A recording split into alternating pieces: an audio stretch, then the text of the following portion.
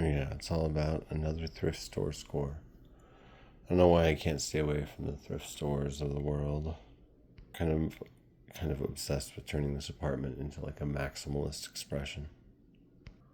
I want the whole place to just be like really groovy wherever you look, like a cool lip bro intellectual type way. Hopefully more cool artist pad and less teen, bedroom. I think the inclusion of children's art in the decor of the place is kind of interesting. Where did I go? At Goodwill. Their stickers were hard but not impossible to remove, sometimes damaging the books. Great. Here we have them categorized by category. Heading to the nonfiction paperback section, which I've begun to allow to overflow into its interstitials. That means I can stack books between the shelves. This looks interesting. So the language is dated, but still. The Indian teepee, its history, construction, and use. Fascinating. When I first went to college, when I was 17 and 18 years old, my friends and I met this mountain man who lived in a teepee out in the mountains. His name was Zazu. Some might call him a culture vulture, but he was a genuine original. He lived on using magnifying glasses to burn walking sticks with patterns, and then he sold them at conventions. He lived really simply, and I think he said he was also a trapper, which I didn't love, but this looks like an interesting artifact of a book of an era. 1957, older than I thought. Oh, but it's a 75 printing. Okay. Well, cool. Fun fact, I like learning. Here's a book that I already have a copy of, but the copy I have is paperback, and so I saw this hardcover and I snatched it up. This looks just like the one I used to always read from the library. And these long lost twins can be reunited. Paperback and hardcover together again. That is a great book. When it comes to books about Glen Canyon and Lake Powell, this might be the best of the best. It's excellent. I had a letter correspondence with the author for a while too. Wow. Sure is great to have a paperback and a hardback copy of a book you like.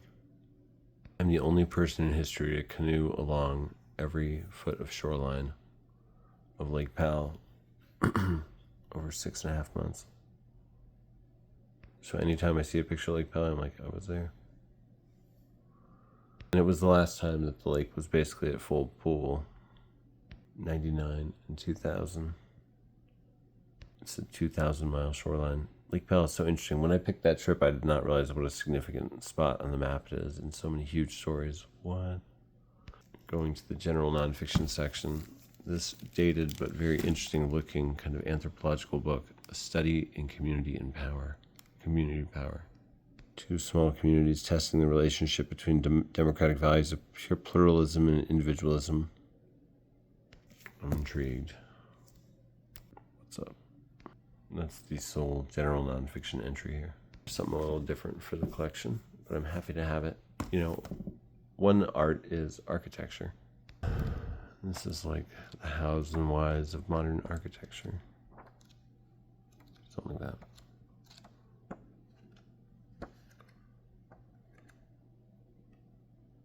So, it's got a study of an apartment. I'm intrigued.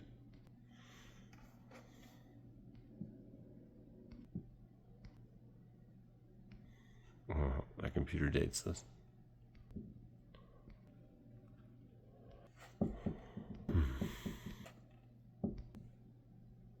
That's cool. I've also done that.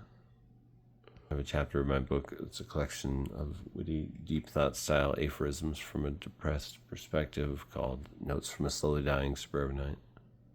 New Mexico section. This is interesting. This could go in the nonfiction paperbacks. However, I think it mentions Los Alamos and Alamogordo on the back. So, Mexico. The Reminiscences of 12 Nuclear Pioneers. So I thought I would give this to my friend Ty, but then I thought, what if I actually just kept it for myself? Because Ty doesn't read enough. And I feel like I frequently give him books and he doesn't read them. by the Bulletin of Atomic Scientists. Wow. We'll see. Maybe someday I'll feel generous. This I got free. 175 years of the Santa Fe New Mexican. It's kind of got a lot of history in it. I was looking at it at a restaurant. Cool. One of those magazine books. Me, I love novels. I was thinking this would go in the paperback, mass market paperback literary fiction section, but it's really not a paperback. It's a hardcover. This is a great book. I remember really loving it. It's really interesting. I remember loving it more than the movie. And I have thought Ken Kesey should be represented on that bookcase. He's a great modern American voice that was frequently available in mass market paperback. Tempting, but no. I think this one's got to stay in the literary fiction section. Large size. This I got just because it was cheap, and also wasn't sure if I'd read it or not read it. If I still had my copy or not. I kind of think I don't. But even if I do, it's fine to have 2 copies of this book because it's very, very, very good. It's an excellent book. Like, I don't know. It's kind of crazy when a book stays with you for like literally decades. It kind of reminds me of Housekeeping. Well, and the both are about, long vehicles plunging into lakes. It's about the small town school bus driver crashes a bus into a lake and drowns all of the kids in town. There's a big lawsuit. There's a movie too, but I don't remember if I ever really saw it. Then I got this copy of Cannery Row, and I'll show you why this is funny in a second. That's a nice, I couldn't pass that up. I want to read more Steinbeck. And that's kind of this YouTuber, Anna Wallace Johnson's doing. She's always talking Steinbeck, and I'm like, you're right, he's great. So like, I also got Cannery Row in a mass market paperback. Yeah, so that can be part of the project. And Of Mice and Men. So yeah, cool. I want more Steinbeck in the project. I like that. And for the genre section, Requiem by Clifford Moore. Startling terror. A stunning novel of absolute evil. I'm like, oh, this is like from Paperbacks from Hell type.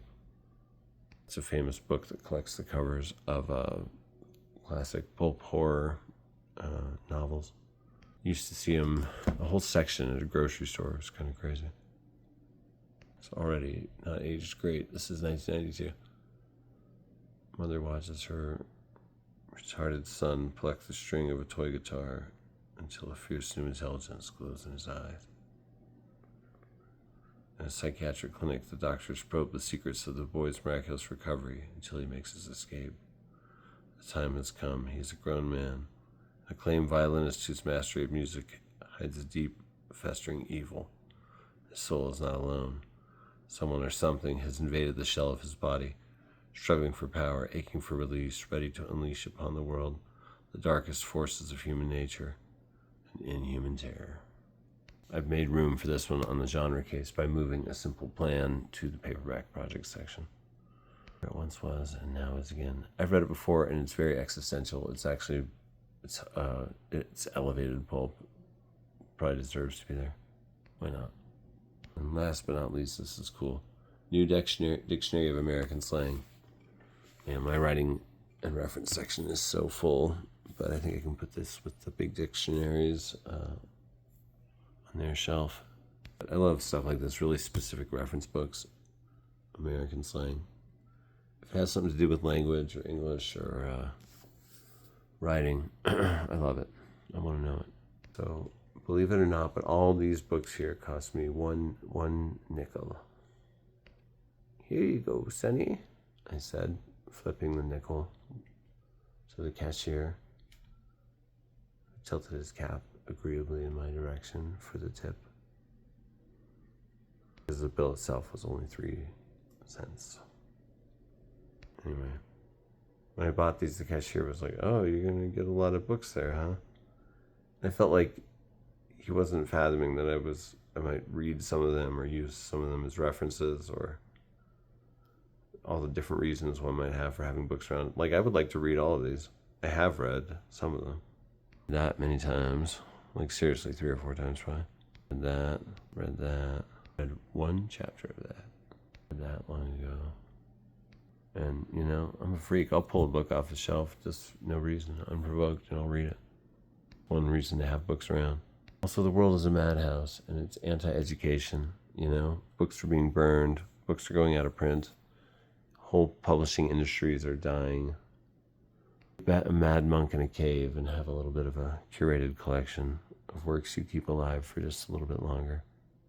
Plus, it's a manifestation of your interests, which is really cool. It's like an exhibit of who you are to the world that sees your collection.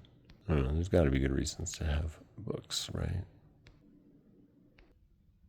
Well, it's Ledger Day. Put that away later. It doesn't really fit in there. I can rearrange this bottom shelf. Yeah, one Glen Canyon book went to Southwest. Oh well. The brick got moved. Now I can get like several more Southwestern books and fit them here. Is that like, yeah, 7 or 8 maybe?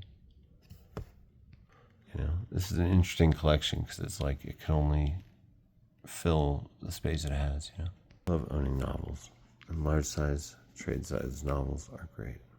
Just fiction in general. These are all novels. Well, we're doing laundry. I didn't want to show off this area. I'll have to start a new stack or something. Yeah, I'm just going to set those there. I don't think I did have a copy of that anymore, so I'm glad I got that again. Like, why collect genre books at all? Sometimes they're fun. You know? Like, I gotta say, walking by this all the time now, how to get to my room, you have to pass between bookcases. I love it. I frequently look at these and I'm like, Like, this is a misfit one. I don't know where to put that. It's by a sci-fi author, Albuquerque's own Frederick Pohl. It's all about Chernobyl, and it's historical fiction, basically, in the sci-fi vernacular. It's great. So vivid, actually. As Yale Doctorow said, we go to history to know what happened and to literature to see how it felt. That's a nice little old school horror paperback lineup right there. This channel has forced me to curate the book collection a little more than normal, you know? And to meditate a lot on what a book collection means and why you have one. Yeah, remember I said I moved a Simple Plan. Out of control, the paperback case has got 2 stacks on top. All the interstitials stacked, full. I don't care. I'm going to read this whole case probably over the course of the rest of my life. I can't imagine I'll probably die while working on it. Squirrel, you love a pile of clean laundry.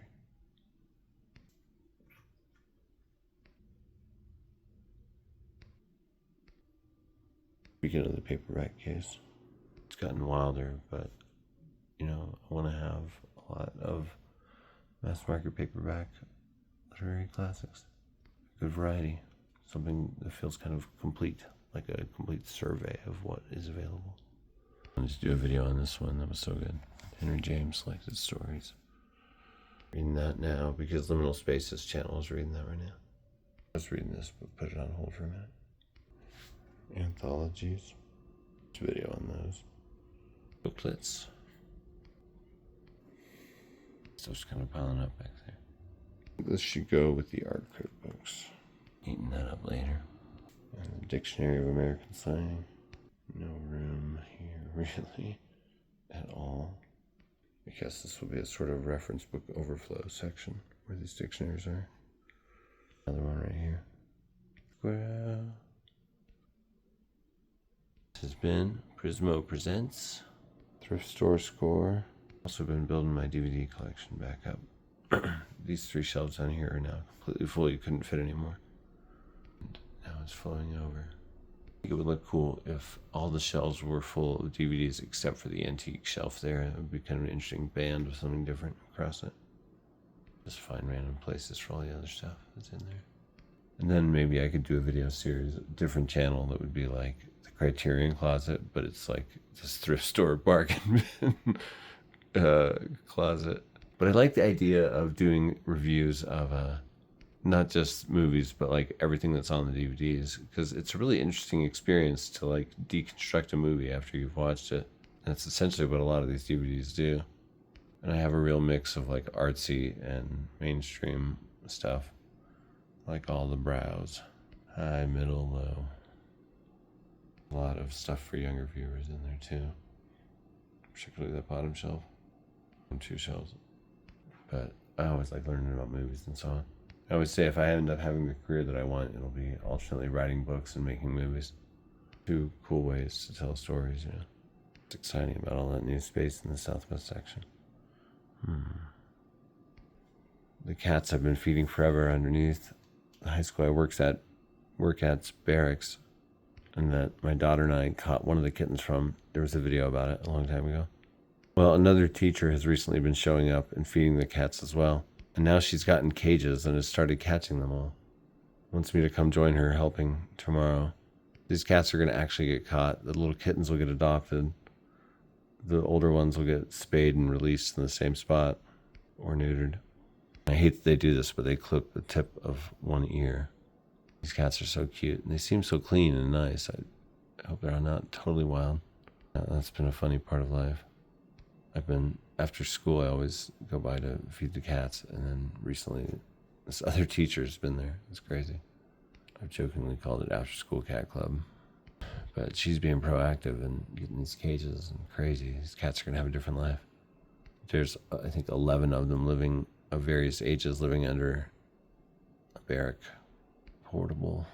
If you want to adopt a cool black and white cat and you live in Albuquerque or wherever and you're willing to pay shipping. Prismo, what do you think of Mystic River?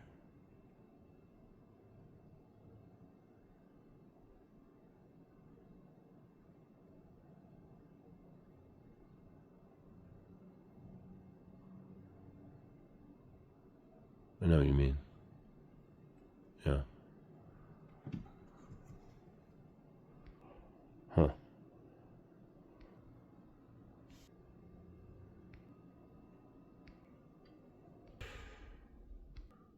All right.